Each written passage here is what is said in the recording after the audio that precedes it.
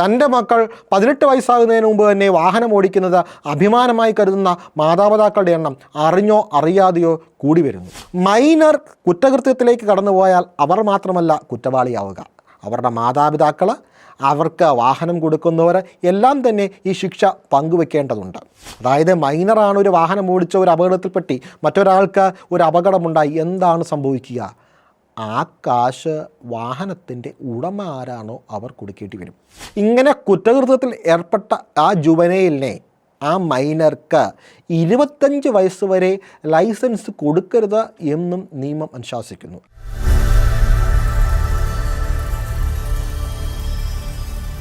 അവധിക്ക് എന്താ പരിപാടി?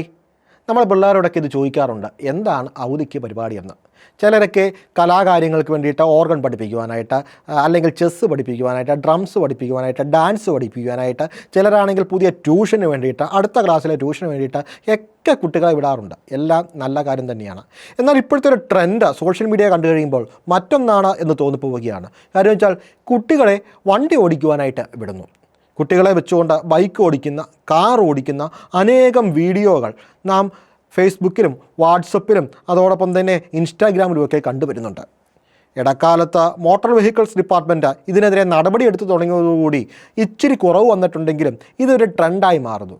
തൻ്റെ മക്കൾ 18 വയസ്സാകുന്നതിന് മുമ്പ് തന്നെ വാഹനം ഓടിക്കുന്നത് അഭിമാനമായി കരുതുന്ന മാതാപിതാക്കളുടെ എണ്ണം അറിഞ്ഞോ അറിയാതെയോ കൂടി വരുന്നു. പക്ഷേ ഇന്ത്യൻ നിയമം അനുശാസിക്കുന്നത് എന്താണ്? ഇന്ത്യൻ നിയമപ്രകാരം ഒരു വാഹനം ഓടിക്കുവാൻ വേണ്ടിയിട്ട് 18 വയസ്സ് പൂർത്തിയാകേണ്ടതുണ്ട്. 50 cc താഴെയുള്ള വാഹനങ്ങൾ ഓടിക്കുവാനായിട്ട് 16 വയസ്സ് പൂർത്തിയായാൽ മതി. എന്നാൽ മറ്റ് ഏതുതരം വാഹനങ്ങൾ ഓടിക്കുവാനായിട്ടും മോട്ടോർ വാഹന നിയമപ്രകാരം 18 വയസ്സ് പൂർത്തിയാകേണ്ടതുണ്ട്. അല്ലെങ്കിൽ എന്താണ് സംഭവിക്കുക? അത് സംഭവിക്കുന്നത് എന്താണെന്നറിയെങ്കിൽ ഒന്നാമതായിട്ട് അറിഞ്ഞിരിക്കേണ്ടത്, നിയമം അനുശാസിക്കാത്ത ഒരു കാര്യത്തിന് വേണ്ടിയിട്ട് കുട്ടികളെ നമ്മൾ പ്രേരിപ്പിക്കുക എന്ന് പറയുന്നത്, അവരെ അതിന് തയ്യാറാക്കുക എന്ന് പറയുന്നത് ഒരു കുറ്റകൃത്യം ആണ് എന്നുള്ളതാണ്. അത് മാത്രമാണോ ഇതുകൊണ്ടുണ്ടായിരിക്കുന്ന പ്രശ്നം? അല്ല എന്ന് പറയേണ്ടി വരും. മോട്ടോർ വാഹന നിയമം 199A പ്രകാരം ഒരു മൈനർ ഒരു വാഹനാപകടം ഉണ്ടാക്കിക്കഴിഞ്ഞാൽ അത് മൈനർക്ക് മാത്രമല്ല കുറ്റകൃത്യമായിരിക്കുക എന്ന് തിരിച്ചറിയുക. ഒരു മൈനറുടെ മാതാപിതാക്കളും അക്കാര്യത്തിൽ കുറ്റവാളി എന്ന് തിരിച്ചറിയുക. ഒരു മൈനർക്ക് മാതാപിതാക്കൾ അല്ലെങ്കിൽ വാഹനം കൊടുത്തയാൾ ആരാണോ അവർ, അതായത് വാഹനത്തിൻ്റെ ഉടമ, മൈനർ വാഹനം മൂലം കുറ്റകൃത്യം ഉണ്ടാക്കിക്കഴിഞ്ഞാൽ 3 വർഷം വരെ തടവിനും 25,000 രൂപ പിഴയ്ക്കും അർഹനാണ്. അത് മാത്രമാണോ? അല്ല. പിന്നെ ആ വാഹനത്തിൻ്റെ രജിസ്ട്രേഷൻ 1 വർഷം വരെ നിയമാനുസൃതമായിട്ട് ക്യാൻസൽ ചെയ്യാം എന്നാണ് നിയമം പറയുക. മോട്ടോർ വാഹന വകുപ്പിലെ നിയമത്തിലെ 199A വകുപ്പ് പ്രകാരം പറയുക. ഇത് മാത്രമല്ല, ആ കുട്ടി സാധാരണഗതിയിൽ ലൈസൻസ് കിട്ടുവാനായിട്ടുള്ള പ്രായം 18 ആണെങ്കിൽ ഇങ്ങനെ കുറ്റകൃത്യത്തിൽ ഏർപ്പെട്ട ആ ജുവനൈലിനെ, ആ മൈനർക്ക് 25 വയസ്സ് വരെ ലൈസൻസ് കൊടുക്കരുത് എന്നും നിയമം അനുശാസിക്കുന്നു. അതെ, മൈനർ കുറ്റകൃത്യത്തിലേക്ക് കടന്നുപോയാൽ അവർ മാത്രമല്ല കുറ്റവാളിയാവുക, അവരുടെ മാതാപിതാക്കൾ, അവർക്ക് വാഹനം കൊടുക്കുന്നവർ എല്ലാം തന്നെ ഈ ശിക്ഷ പങ്കുവെക്കേണ്ടതുണ്ട്. ഇനി മറ്റൊന്നുകൂടി, ഇത് എന്തുകൊണ്ടാണ് ഇപ്പോൾ പറഞ്ഞത് എന്നായിരിക്കും. 2017 മുതൽ 2021 വരെയുള്ള ഇന്ത്യയിലെ റോഡ് ആക്സിഡൻറ്റിൻ്റെ കണക്കുകളുടെ സർവേ പ്രകാരം മൈനറുകൾ ഉണ്ടാക്കുന്ന ആക്സിഡൻറ്റുകൾ, അപകടങ്ങളുടെ എണ്ണം 37% വർധനവുണ്ടായിരിക്കുക. അതായത് അറിയുക, ഈ കഴിഞ്ഞ 5 വർഷങ്ങൾ കൊണ്ട് ഇതിലുണ്ടായിരിക്കുന്ന വർധന എന്ന് പറയുന്നത് 37%. നമ്മൾ കുട്ടികളെ അപകടത്തിലേക്ക് വിടുന്നു എന്ന് മാത്രമല്ല, സമൂഹത്തിന് മൊത്തമായിട്ട് അപകടത്തിലേക്ക് നയിക്കുന്നു എന്നുള്ളതാണ് ഇതിൻ്റെ മറ്റൊരു വശം. ഇനി വേറൊരു കാര്യം കൂടെ ഉണ്ട്.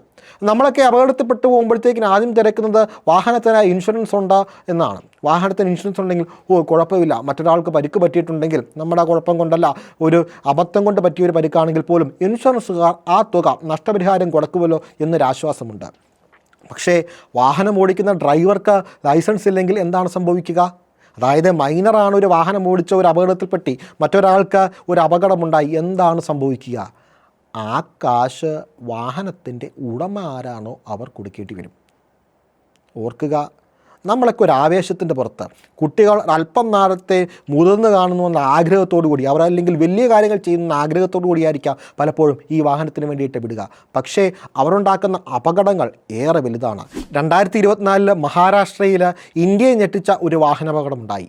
മൈനറായിട്ടുള്ള 17 വയസ്സുകാരനായ ഒരു പയ്യൻ പോർഷെ കാർ എന്ന് പറഞ്ഞാൽ വളരെ ആഡംബരപരമായിട്ടുള്ളൊരു കാറാണ്. ആഡംബര കാറ് മദ്യപിച്ച് ഓടിച്ച് 2 പേരുടെ ജീവനാണ് പൊലിഞ്ഞത്. ഇനി ജുവനൈലായതുകൊണ്ട് രക്ഷപ്പെടുമെന്നാണോ? അല്ല. ജുവനൈൽ ജസ്റ്റിസ് ആക്ടിൻ്റെ 15ഉം 18ഉം സെക്ഷൻ പ്രകാരം, അതായത് 15(1) പ്രകാരമാണ് മനഃപൂർവ്വമല്ലാത്ത നരഹത്യ കൈകാര്യം ചെയ്യുക. 7 വർഷം വരെ തടവിനാണ് വരാവുന്നത്.